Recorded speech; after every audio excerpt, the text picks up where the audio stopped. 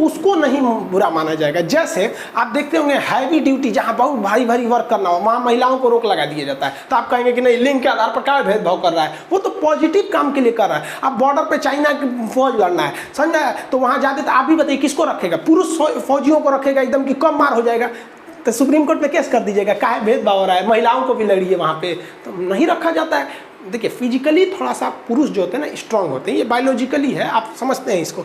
तो पॉजिटिव के वजह से अगर आप भेदभाव कर रहे हैं तो कोई गलत नहीं है। यही बात आ जाता है आरक्षण। अब ध्यान से समझिएगा, आरक्षण शब्द आते ही हिंदुस्तान में दो परंपरा चलती है। जिन्हें आरक्षण मिल रहा है उन्हें लगता है आरक्षण सही है, और जिन्हें आरक्षण नहीं मिल रहा है उन्हें लगता है आरक्षण गलत है।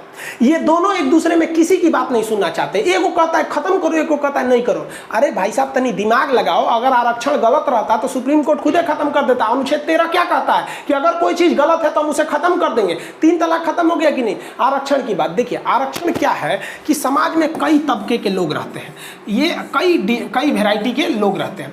अब जैसे देखिए आप ये 2 वेराइटी जो है थोड़ा सा नीचे रह गई है, तो आरक्षण कहता है कि ये लोग जो आगे बढ़ गए हैं इन्हें आगे बढ़ने दीजिए, इन्हें आगे बढ़ने से कोई नहीं रोका है, थोड़ा इन्हें पुशबैक करके उठा दीजिए कि समाज एक जैसा रहे।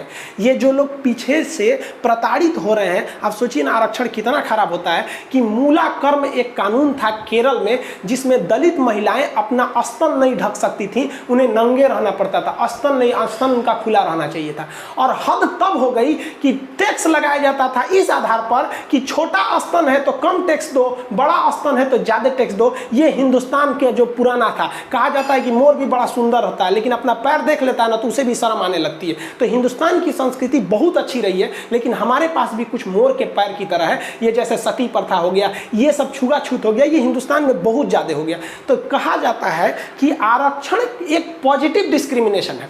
ये किसी आगे बढ़ रहे व्यक्ति को रोकता नहीं है कि तुम नहीं कर सकते हो, जो पीछे है उसको कहता है कि तुम आगे चले जाओ।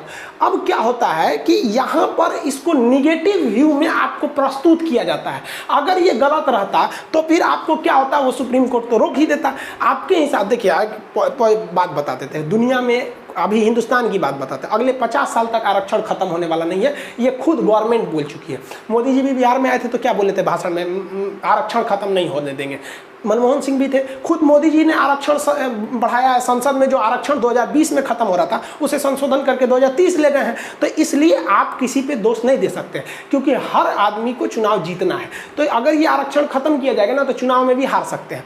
आरक्षण की जब बात आती है तो जो विरोध करते हैं, कभी कम से ये सोचिए कि आरक्षण क्यों है, क्योंकि जाति है। सबसे सिंपल है, जातीय खत्म कर दीजिए, आरक्षण का बवाले खत्म हो जाएगा। नहीं कहते मैं किसके लिए सजू, मेरा पिया आनर है। भाई ना जातीय नहीं रहेगा तो आरक्षण देंगे किससे, तब फिर बचेगा गरीब कौन है, अमीर कौन है। तो यहां वो लोग नहीं कहेंगे नहीं जातियों रहना चाहिए, आरक्षणों नहीं रहना चाहिए। तो भाई आपसे ज्यादा समझदार सुप्रीम कोर्ट में बैठे जज लोग हैं, वो इसे एक पॉजिटिव डिस्क्रिमिनेशन समझते हैं, एक पिछड़े समाज को आगे बढ़ाने के लिए कहते हैं। क्योंकि जिस समाज को आरक्षण प्राप्त है ना, उस समाज को मंदिर में घुसने पे रोक, मतलब भेदभाव किया जाता है। आप एक एग्जाम्पल देखिए, बिहार के मुख्यमंत्री जब थे जीतन राम मांझी, तो बिहार का मुख्यमंत्री सोचिए उस राज्य का सबसे बड़ा पावरफुल होता है, वो जब मंदिर में पूजा करने गए थे तो जाने के बाद मंदिर धुल दिया गया था। ये क्या चीज है, ये है निगेटिव डिस्क्रिमिनेशन, कि उसको आप निगेटिव कर रहे हैं। और आरक्षण देना क्या है, एक पॉजिटिव डिस्क्रिमिनेशन है। ये हम नहीं कर रहे हैं, ये संविधान कर रहा है। हम जो बता रहे हैं आपको संविधान के हिसाब से बता रहे हैं। हम फिर बताते हैं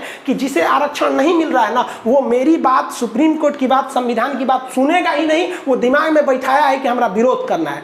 और जिसको ये मिल रहा है ना, वो दिमाग में बैठाया है कि नहीं हमें मिलना चाहिए। बहुत से ऐसे दलित मुख्यमंत्री भी हुए हैं जिन्हें आरक्षण मिल रहा है, और बहुत से मुख्यमंत्री भी हुए हैं दलित जिन्हें जाने के बाद मंदिर धुल दिया जाता है। तो जब तक जाति रहेगी तब तक जाति के आधार पर आरक्षण बना रहेगा। सबसे पॉजिटिव वे है कि आप जाति को खत्म कर दीजिए, आप खत्म कर दीजिए, कॉमन कर दीजिए कि भाई वो भी है तो कोई कुछ भी लगा देगा। अब जैसे एक टाइटल होता है फिक्स, ये जाति के लोग लगाएंगे, तो फिर ये जब तक जाति रहेगी आरक्षण रहेगा। आरक्षण का मेन मकसद है पॉजिटिव डिस्क्रिमिनेशन। अब आगे समझते हैं अनुच्छेद जो 16 है, ये क्या कहता है। अनुच्छेद 16 कहता है कि जो भी लोक नियोजन है यानी सरकारी नौकरी है उसमें इक्वलिटी ऑफ अपॉर्चुनिटी, समान सबको मिलेगा, लोक नियोजन की समानता, सरकारी नौकरी में सबको समानता मिलेगा। फिर यहीं पे बात आ जाती है आरक्षण की। तो आपको बताए ना कि आरक्षण जो है वो संविधान कहता है पॉजिटिव डिस्क्रिमिनेशन है, ये हम बढ़ाने के लिए कहते हैं। अब यहाँ पर आप देखेंगे सबको संरक्षण मिलता है, ऐसा नहीं होगा कि रेलवे की वैकेंसी में कह देगा कि फॉरवर्ड क्लास के लोग फॉर्म नहीं भर सकते हैं या ये नहीं, हाँ उन्हें ये कह सकता है कि आपका नंबर 120 पे सिलेक्शन होगा तो नीचे वाले का 110 पे हो जाएगा, 105 पे हो जाएगा, ऐसा हो सकता है। तो आरक्षण कभी भी जाति के आधार पर होती है, याद रखिएगा। आरक्षण कभी भी धर्म के आधार पर नहीं होगा। क्या आप सुने हैं कि मुस्लिम धर्म में आरक्षण है? हमें आरक्षण नहीं मिलता है, हम जनरल कैटेगरी से आते हैं, पठान जाति से आते हैं, हमें नहीं मिलता है। क्या हिंदू धर्म को आरक्षण है? नहीं है। हिंदू धर्म में अगर ब्राह्मण है आरक्षण है, नहीं है, राजपूत है नहीं है, हिंदू धर्म में दलित है तब मिलेगा। तो आरक्षण की अगर बात करेंगे तो धर्म के नाम पर आरक्षण नहीं है। आरक्षण जब भी होता है तो वो जाति के आधार पर होता है। समझ आ गया कि नहीं आ गया? और